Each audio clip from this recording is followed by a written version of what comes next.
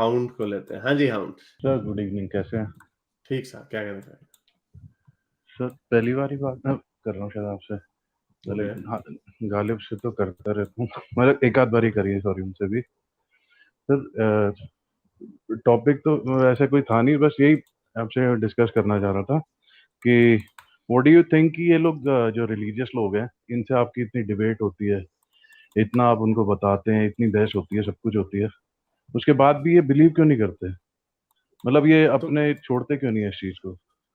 Belief indoctrination जो होती है वो बड़ी स्ट्रांग होती है ना। ये तो ऐसे है हम्म। कि वो भी यही सोचते होंगे कि यार वो इतना हमें समझा रहे हैं इस्लाम के बारे में, हम मुसलमान क्यों नहीं हो जाते? नहीं, मैंने यहाँ तो ट्राई किया ना, मैं उनको एक एक पॉइंट प्रूव करके भी दिखा दूँ सब कुछ कि भाई ऐसे उसकी ऐसे है, सो नहीं, हिस्ट्री में उसकी कुछ वजह नहीं ये है है। ना, उनका हाँ जो जी। सोचने का अंदाज होता है ना वो डिफरेंट होता है। फॉर एग्जाम्पल, अगर आप उनको कहते हैं कि औरत को देखें दबा के रखा जाता है, तो वो कहते हैं हाँ तो औरत है कम अकल। वो उनका सोचने का अंदाज हम्म। ऐसा।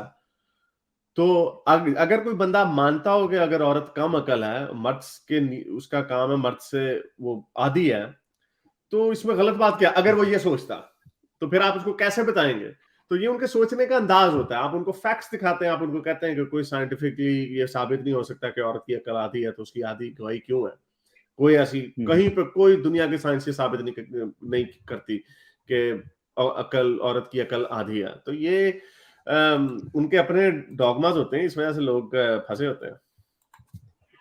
ये भी एक पॉइंट हो गया, लेकिन असल में ये जो बोलते हैं, जो वॉच मेकर आर्गुमेंट देते हैं आपको कि हर बारी इसमें आप जितना मर्जी आप इनसे मत्था मार लें, लेकिन मान के तो नहीं जाते ना।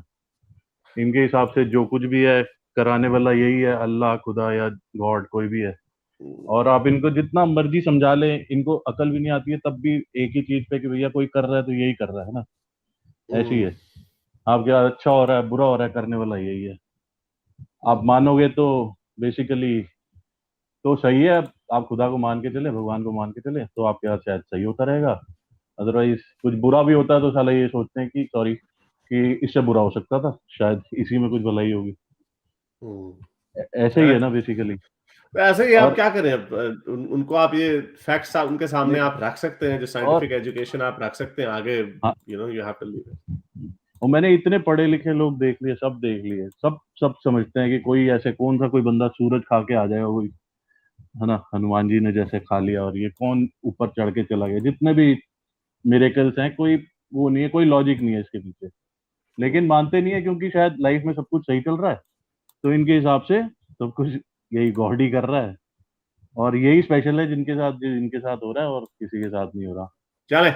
अच्छा, और एक चीज सर, एक एक और चीज पूछा था आपसे कि आप ये जो, और एक और ये रीजन नहीं है कि ये लोग बहुत प्राउड हैं अपने रिलीजन को लेके या अपनी एथनिसिटी को लेके? तो जैसे जो जो इनके पेरेंट्स ने सिखाया है, जैसे भी मतलब अपने बेसिकली एंसेस्ट्रल डॉगमा बोलते हैं ना, आप क्या बोलते हो, सिविलाइजेशनल डॉगमा बोलते हैं। हम्म, ये भी एक बहुत बड़ा कारण है कि आपको जो चीज आपके माँ बाप ने सिखाई है हमेशा से, उसको आप कैसे, मतलब आपने कह दिया जी, मतलब सॉरी, गालिब ने या हारिस ने कह दिया कि भाई ये तुम्हारा भगवान झूठा है, लेकिन मेरा बाप तो यही कहता ना भैया ये सच्चा है, और मैं 40 साल से उसको मानता हुआ आ रहा हूँ, उससे बढ़िया आदमी नहीं था।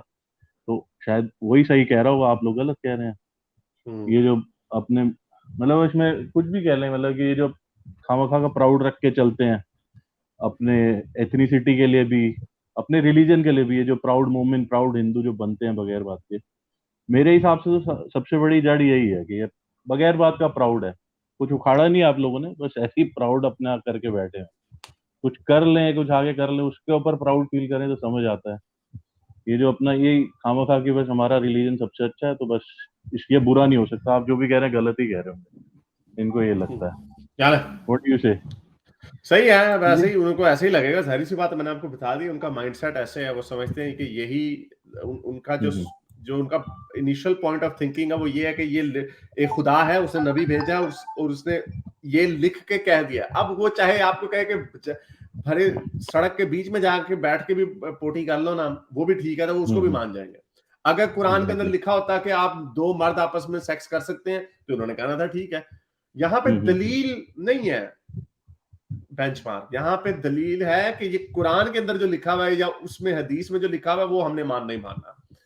तो ये है दलील वहां पे, तो देन एनीथिंग कैन हैपन। चलें, बहुत शुक्रिया आने का। हाँ, ये भी है। चलिए सर, थैंक्स। मेरे इस नेक काम को जारी रखने के लिए मुझे पेपैल या पेट्रियन पे जरूर सपोर्ट कीजिए, ताकि मैं अपना पैगाम ज़्यादा से ज़्यादा लोगों तक पहुंचा सकूं।